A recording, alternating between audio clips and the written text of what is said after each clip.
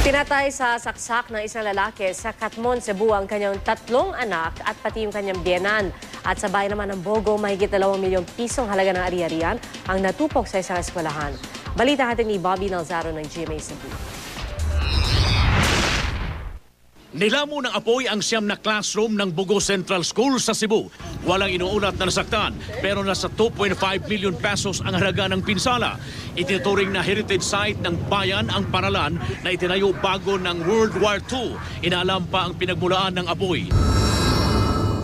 Sa bayan naman ng Catmon, Cebu, pinagsasaksak ng isang lalaki ang kanyang 3 anak, edad 6, 4 at 1. Dinamay pati ang lula ng mga bata nang nasubukang iligtas ang mga apo. Matapos patayin ng mga anak at biyenan, nagpakamatay ang lalaki. Nasa trabaho raw noon ang nanay ng mga bata, hindi niya raw ito inaakala lalo't na kaarawan pa naman ng kanilang panganay nang nangyari ang krimen. Dati raw nalulong sa iligal na druga ang miser. Sa investigasyon ng pulisya, hinihinalang matinding selos ang nagtulak sa sospek.